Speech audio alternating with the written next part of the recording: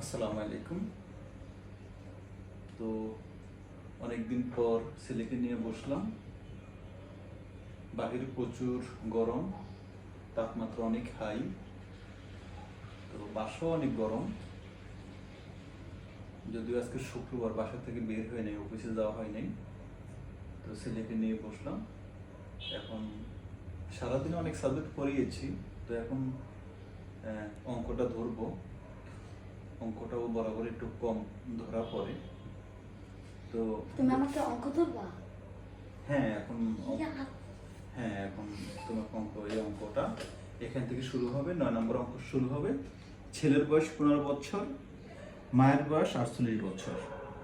আমাকে এটা তুমি এটা করো, এটা এটা অনেক বড় হবে। এটা এটা সিম্পল। এটা এগুলা করিয়েছি, এখন এগুলো করো নাই। এটা করব। এটা আমি যেটা বলি সেটা। আমি এই মুহূর্তে তোমার কি স্যার স্যার বলতে হবে। আমি বাবা, ঠিক আছি, যেহেতু তোমাকে আমি পড়াচ্ছি, আমি তোমার কি শিক্ষক, স্যার। তো দেখো, তো শিক্ষক যেটা বলে সেটা শুনতে হবে। শুনবা? তুমি তো শোনো, সব কথা শোনো না? তো ছেলের বয়স 15 বছর, মায়ের বয়স 48 বছর। হ্যাঁ, মনে করো তোমার বয়স 15 বছর। হ্যাঁ, তোমার আম্মুর বয়স 48 বছর। তো 5 বছর পরে তোমার বয়স কত হবে? এই অঙ্কটুকু। আমার আম্মুর বয়স বলেনি, মানে 5 বছর পর আমার বয়স কত হবে? হ্যাঁ হ্যাঁ, এটা কি হবে? 15, 48 থেকে 15 কি হবে? বিয়োগ। হ্যাঁ, বিয়োগ হলে যে সংখ্যাটা হয় ওই সংখ্যায় 5 বছর পরে তোমার বয়স হবে। হ্যাঁ, করো, এটা করো করো।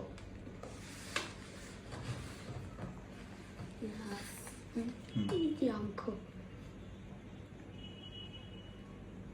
মাত্র এক লাইন দেখাইবা। এক লাইন দেখানোর পরেই হ্যাঁ শুরু করো। স্টপ করে দিবা। স্টপ করে দিবা।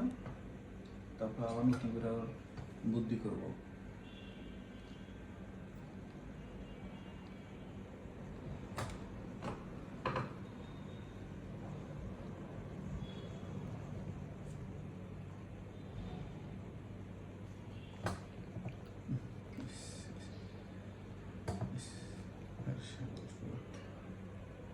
লেখা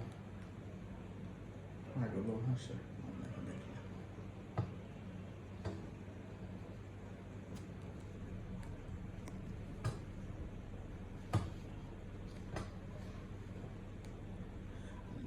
লেখা তো আর দরকার নেই।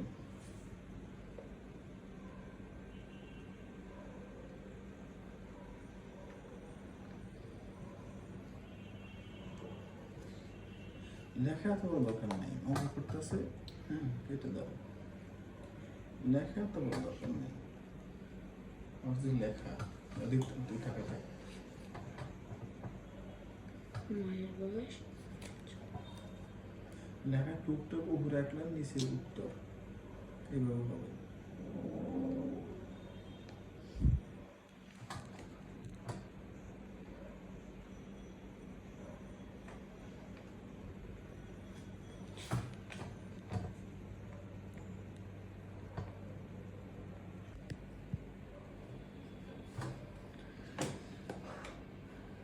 ওয়াও, বাবা দেখি তো মোবাইল টিপছে।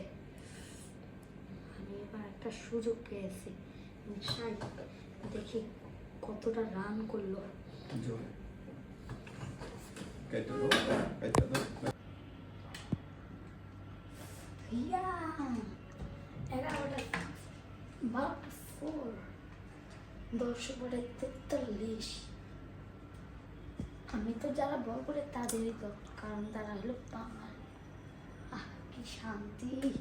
এবার একটু বসে টিভি দেখি। এখন টিঙ্গে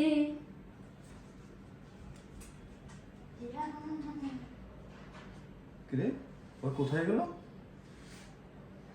ছক্কা অঙ্ক শেষ না করতে কোথায়? টিভি রুমে গেল?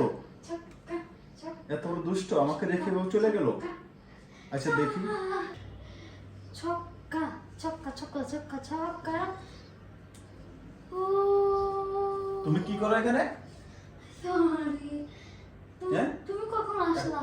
এখন কি খেলার সময়, খেলা দেখার সময়? তুমি তো মোবাইল টিপছো। কারণটা কি? হ্যাঁ, পড়ালেখা রেখে কারণটা কি? হ্যাঁ চলো। আল্লাহ, হ্যাঁ বসো আল্লাহ, বসো, হাসবে না, বসো। হ্যাঁ কারণ কি,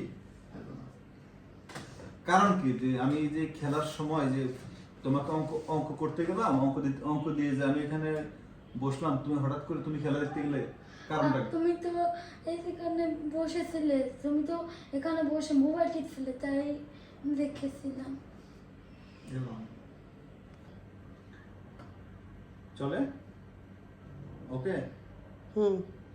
তো আমি মোবাইল দেখছিলাম, আমার মোবাইলে প্রয়োজনীয় কাজ ছিল, এই জন্য মোবাইল দেখছি। তাই বলে তুমি আমাকে না বলে তুমি টিভি দেখতে যাবে? আমি তো শুধু রানটাই শুধু দেখতে গেছিলাম। কারণ কি, কারণ কি? আমার ইমার্জেন্সি কাজ ছিল। আচ্ছা ঠিক আছে, মোবাইল আজকে থেকে আর পড়ার সময় মোবাইল আর দেখবো না। আর তুমিও আমাকে না বলে টিভি রুমে যাবে না, মনে থাকবে? হ্যাঁ থাকবে। ভাই সাহেব, আপনারা অবশ্য অবগত আছেন যে বাচ্চাদেরকে যখন আমরা পড়াবো তখন আমরা অন্যান্য কাজ না করি, বিশেষ করে মোবাইল আমরা না চালাই বা অন্যান্য কাজ না করি, তাহলে বাচ্চারাও আমাদের থেকে শিখবে। কিছুক্ষণ আগে দেখলেন যে আমি মোবাইল দেখার সুবাদে আমার ছেলে আমাকে না বলে আসতে টিভি রুমে যে টিভি দেখতেছে। এটা আমাদের হ্যাঁ দেখো, এটা আমাদের আসলেই উচিত না। আমরা প্রতিটি সন্তানকে মানুষ করতে হলে মনোযোগী হতে হবে। আমরা মোবাইল যখন আমরা ইউজ করব তখন সেটা অন্যান্য সময় ইউজ করতে হবে, বিশেষ করে বাচ্চাদের পড়ালেখা অবস্থা আমরা মোবাইল না চালাই। ওকে, আল্লাহ হাফিজ, আসসালামু আলাইকুম।